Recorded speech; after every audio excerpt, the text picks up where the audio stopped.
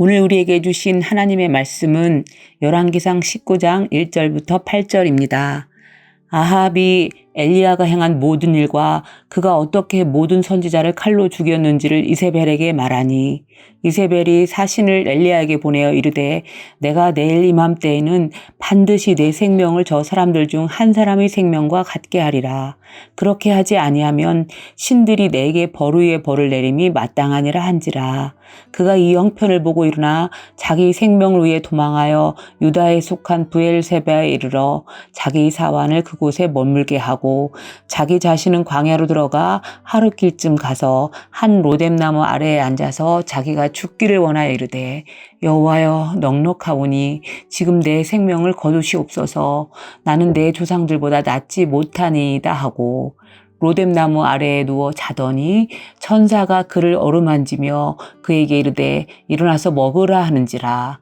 본즉 머리맡에 숯불에 구운 떡과 한 병 물이 있더라. 이에 먹고 마시고 다시 누웠더니 여호와의 천사가 또다시 와서 어루만지며 이르되 일어나 먹으라. 내가 갈 길을 다 가지 못할까 하노라 하는지라. 이에 일어나 먹고 마시고 그 음식물의 힘을 의지하여 40주 40야를 가서 하나님의 산 호렙에 이르니라. 아멘.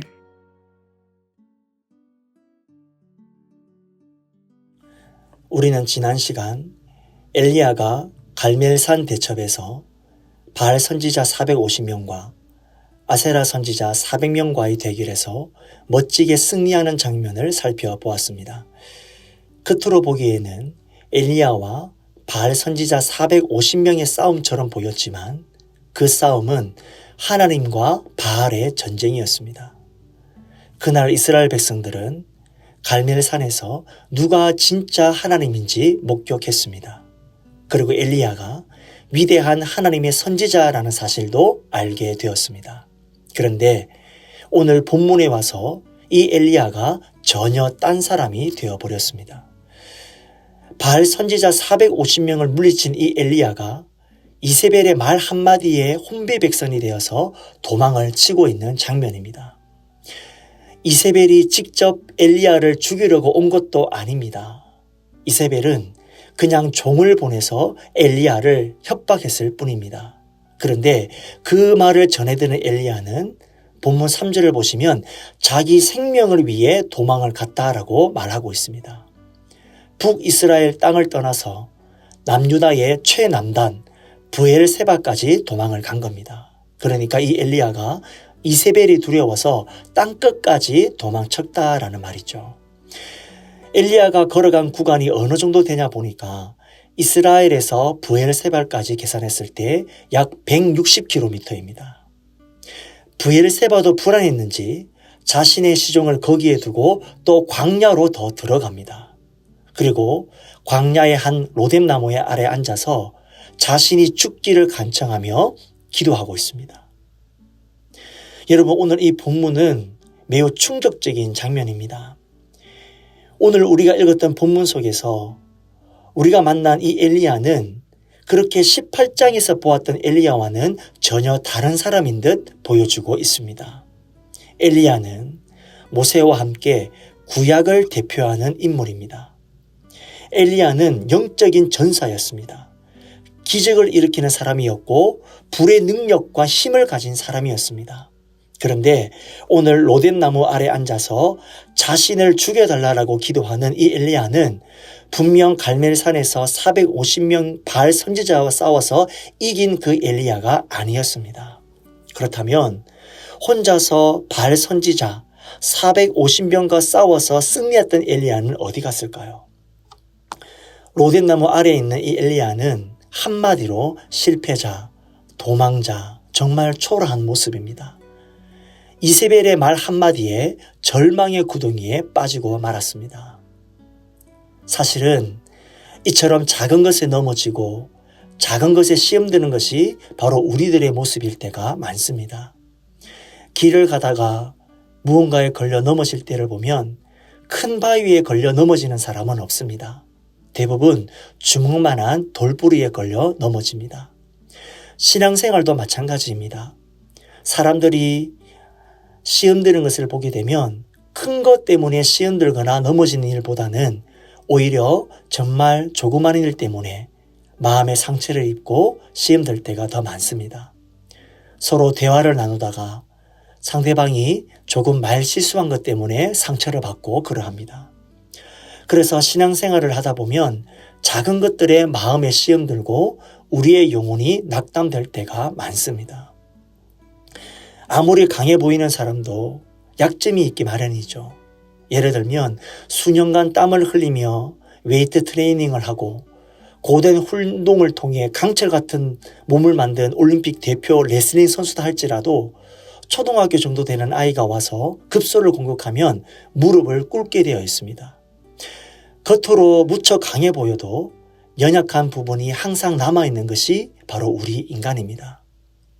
엘리야도 마찬가지입니다. 엘리야도 위대한 불의 선지자이지만 우리와 똑같은 성정을 가지고 있는 나약한 인간입니다.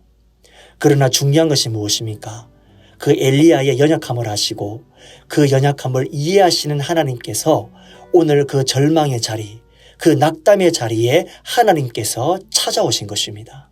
그리고 그를 어루만지시며 양식을 공급해 주십니다. 5절에서 7절입니다. 로뎀나무 아래에 누워 자더니 천사가 그를 어루만지며 그에게 이르되 일어나서 먹으라 하는지라. 본즉 머리맡에 숯불에 구운 떡과 한 병 물이 있더라. 이에 먹고 마시고 다시 누웠더니. 5절에 천사가 그를 어루만지며 라는 표현이 나오죠. 이 표현은 7절에도 동일하게 나옵니다. 천사가 그를 어루만지며. 히브리어 원어를 보면 이 장면은 천사가 엘리야를 쓰다듬고 있는 모습을 그려줍니다. 천사가 지쳐 쓰러져 있는 엘리야에게 찾아와서 그를 책망하거나 나무라는 것이 아니라 엘리야의 몸을 쓰다듬으며 위로하였던 것이죠. 엘리야야, 일어나서 이거 먹으렴. 엘리야가 둘러보니 머리맡에 뜨거운 숯으로 구워낸 빵 한 덩이와 물 한 병이 있습니다. 광야에 지쳐서 잠을 자다가 눈을 떴는데 세상에 다른 사람도 아닌 천사가 차려준 밥상이 눈앞에 있는 것이죠. 엘리야가 얼마나 감동했을까요? 그는 그것을 먹고 또다시 피곤함에 다시 누웠습니다. 얼마쯤 지났을까? 천사가 또다시 찾아와서 어루만집니다. 7절입니다. 여호와의 천사가 또다시 와서 어루만지며 이르되 일어나 먹으라. 내가 갈 길을 다 가지 못할까 하노라 하는지라. 엘리야가 일어나 너 좀 먹어라. 내 갈 길이 아직 멀었다. 엘리야는 다시 일어나 빵을 먹고 물을 마시고 기운을 얻었습니다. 하나님이 공급하여 주신 새 힘을 받은 엘리야는 40주야를 더 걸어가서 하나님의 산 호렙에 도착하게 됩니다. 여러분, 엘리야는 이세벨이 무서워 도망길에 올랐습니다. 그러나 지쳐버린 몸과 마음으로 쓰러져 버린 엘리야였으나 하나님의 은혜는 변함없이 그를 돌아보고 계셨고 그에게 쉼을 주시고 재청준할 수 있는 새 힘을 공급하여 주셨습니다. 이처럼 엘리야의 생애를 보게 되면 언제나 하나님이 엘리야를 찾아오셨습니다.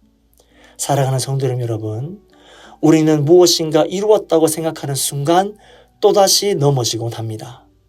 그게 인간이고 그게 인생입니다. 그러나 우리에게 주어진 소망은 무엇입니까?